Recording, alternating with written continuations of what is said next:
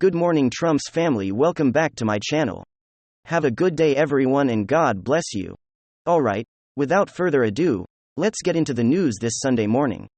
And big news coming out over on Twitter. Elon, true to his word, has brought Donald J. Trump back on Twitter. His account has been restored. And it's currently now all of his tweets have been reloaded. And of course, followers are being loaded as we speak. It's going to take a bit before all the followers are back to the numbers they were before he was wrongfully terminated off the platform. So maybe this will be a trend where we see Donald Trump return on other platforms as well, such as Facebook, and of course, YouTube, and all those other ones, as he continues to not only continue to post on truth, but engage in the political arena, which is Twitter. So we'll see how things go. But right now, here's his Twitter account. Real quick, live look at it. We have Donald J. Trump, the 45th President of the United States, and we have 1.9 million followers at the time of this recording right now. So and all his tweets are back here. You see him. To all those who have asked, I will not be going to the inauguration on January 20th. That was January 8, 2021. That was his last tweet. And of course, here is that one tweet where nobody on the January 6th committee said that he didn't tell anybody to go away or whatever. Here it is. Right here says, I'm asking for everyone at the US Capitol to remain peaceful. No violence. Remember, we are Capital Party of Law in order to respect the law, and our great men and women in blue. Thank you. So great night here with Elon keeping to his word and restoring the Twitter account of President J. Trump. The question now is, will President Trump use that Twitter account moving forward? Only time will tell, and we'll continue to cover the story as it proceeds. Now obviously, before I make this next statement that I'm about to make, I gotta preface by saying in no way do I support or stand with authoritarianism or authoritarian leaders. You guys clearly know my views on freedom. But one thing that I do want to point out is that the authoritarian system, the fascist system, communist dictatorship, they all have one thing in common. There's one common denominator, and that's generally a strong leader, somebody who clearly isn't playing games, tough guy, so to speak, a harsh negotiator, a person who knows how to use their leverage and flex their muscle, and that for a nation to a certain extent, especially on the global stage, is a good thing. And again, this is not to endorse communist dictatorship, authoritarianism, or fascism, but merely to make the point that a strong leader is a good thing. You can't have a whiny little baby as the CEO of your company. It just wouldn't work. Then why is it that in the West, we keep electing whiny little babies, little puppies, as global leaders representing us on the global stage? Holy moly. I mean, the East must be laughing at us. Vladimir Putin and Xi Jinping must be looking at us as if we're some kind of joke. I mean, going from Donald Trump, who was playing their game, going from Donald Trump, who is in the ring flexing that American might, that American muscle, to these guys, I mean, they must be having a field day. And boy oh boy, there's this viral clip that's bouncing around Twitter, which is a perfect example for the point that I'm trying to make. It's the perfect imagery, the perfect situation with Canadian want-to-be communist leader Justin Trudeau, as my dad would put it, being put in his place by Xi Jinping. I mean, the guy making him look like a little sad puppy, hopeless, powerless, completely clueless as to how he should act, totally humiliating him, embarrassing him, and of course, embarrassing the Western world, the G7 along with them. Let me show you guys what's going on. And let's talk about why it's important. Alright folks, so another incredibly embarrassing moment for dear Canadian leader Justin Trudeau, of course, from that old viral clip with former Brazilian President Bolsonaro embarrassing Justin Trudeau photographers, to now this. Everyone listen to this. Everything was established and leaking into the paper. That's not appropriate. There is no teaching, and that's not how the way the conversation works. It is. If there is false tickets, yet what if even your path free and open and frank dialogue, and this will continue to have you continue to work constructively together. But there will be things we will disagree on that you will not share. That's great. The conditions first.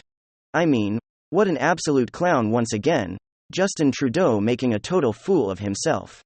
And I know for most people, you don't have too much exposure to Justin Trudeau because I mean, he's the leader of Canada, not too many people are paying attention. But there's a common thread if you do pay attention to Justin Trudeau, that you'll notice every single time somebody challenges him, every single time somebody dunks on him or he doesn't know how to respond, he resorts to empty political platitudes. His favorite one being Canadian families. "We will be there for Canadian families" is usually how he responds to any question related to the economy, inflation, lockdowns, or anything. Inflation is at an all-time high. Families are struggling. Canadian families. "We will be there for Canadian families." And in this case, he gets absolutely BTFO by Xi Jinping, and he responds with another empty platitude. "We believe in freedom, freedom, freedom. We believe in freedom, freedom, democracy." But it's a little rich coming from Justin Trudeau, who's currently in court facing a massive lawsuits after being accused of abusing an Emergencies Act to crack down on Freedom Convoy protesters, and using those emergency powers to a little rich coming from Justin Trudeau. The tyrant who shut people's businesses down is now passing an internet censorship bill and uses state-funded media to attack, disparage and destroy his political opponents and voters of the opposition party. It's also a little rich considering well this clip exists level of admiration I actually have for China. Their basic dictatorship is allowing them to actually turn the economy around on a dime and say we need to go green as fast as we need to start, investing in solar. I'd be there as a flexibility that I know Stephen Harper must dream about, having a dictatorship that he could do everything he wanted. Okay folks, it's kind of rich coming from a guy who almost views communist China, the communist dictatorship, as a model to be talking about freedom. Look, the fact of the matter is, I'm not a Xi Jinping fan. I'm not a fan of communism, authoritarianism, not a fan of state surveillance and state control. I find it to be reprehensible. But Xi Jinping caught this man with his pants down. Xi Jinping knows that he doesn't even have to take dear Canadian leader Justin Trudeau seriously because Justin Trudeau doesn't have any leverage. There's all kinds of reports of the CCP infiltrating the Canadian Parliament, buying off politicians and lobbyists. At the end of the day, Xi Jinping knows that he has all the leverage when in negotiations with a much smaller nation like Canada. And so that's what gives birth to situations like this: an absolute undressing, a total embarrassment of Justin Trudeau on the global stage in the public for everyone to see. He might as well have called him son or junior, or said "listen kid" as he addressed the Canadian leader. And sadly, this is where we're going. The rest of the world is not playing by the same rules as we are. The rest of the world isn't falling for all this woke PC nonsense. The rest of the world is playing the game. They're playing Risk. They're fighting for their interests in the global economy. They're expanding their capabilities, their power, their military, and their influence in different continents, of course, with China as we know, and surrounding Asian countries and big time in Africa. They're not messing around yet. Here we are in the West talking about pronouns and focused on all kinds of nonsense culture, war stuff, and electing absolute goobers to the highest positions of power, and then sending those guys into the global arena to deal with these guys who bid Donald Trump. Donald Trump's very mean. He's very mean guy. He makes my feet hurt. Well, hey, at least Donald Trump had some damn cojones and was willing to stand up to these dictators. He was willing to get at that negotiation table. Of course, he was soft, a little bit. He would love them to sleep and then he would put the pedal to the metal and fight for American interest in Western interest in general. Not only was he doing that with foreign dictators from the eastern side of the globe, but he was also doing that with globalist entities like NATO and the UN. The guy knew that he had the leverage. He knew that he possessed the strongest power, being the president of the global superpower that is the United States of America, and he knew how to flex that muscle. He knew how to use it as a bargaining chip at the discussion table, at the round table. These guys, these left-wing dopes don't, and that's why Eastern leaders are making complete fools of them. You need strong leadership. You need people in positions of power, who know how to be tough, take a wide stance, put their shoulders back and their chins up, and posture on behalf of Western citizens. Otherwise, you get what we're currently seeing under Joe Biden's leadership: Russia running amok, extremism brewing in the Middle East, Iran and North Korea feeling more emboldened than ever, just general destabilization and chaos, and especially on global trade. You see the Saudis and OPEC Plus making complete fools of Joe Biden. The guy's a complete clown who remembers him coming in 2020, "We're going to treat the Saudis like the pariah they are," is what he said. It's probably a paraphrase. It might be a direct quote. I'm running off memory here. Then the Saudis, of course, slapped him around. He basically went there begging on his knees because he gave up all of his leverage, like a real smart guy. And now I guess to gain favor, He just granted immunity to Crown Prince Mohammed bin Salman immunity, and probably what I'm assuming is the whole situation involving Khashoggi slain journalist Jamal Khashoggi, who people are alleging the Crown Prince was behind that whole ordeal.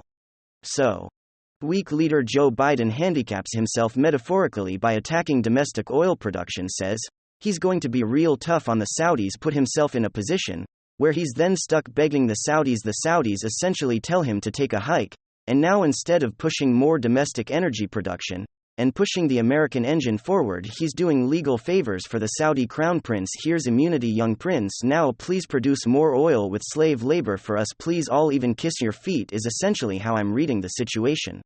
We need strong leaders. We don't need authoritarian leaders, but we need strong leaders in the West. We need leaders who are a little rough around the edges, who know how to be tough, who know how to navigate tough situations, problem solving, put their foot down, who know how to use leverage, who know how to properly represent American Western interest on the global stage, not these absolute incompetents, clueless clowns, who are enabling Eastern authoritarian leaders to run laps around them. But that's basically what I got. You guys get the point. Ladies and gentlemen, give me your thoughts below. And hit subscribe right now. And I will see you guys next time. Thank you for watching the video.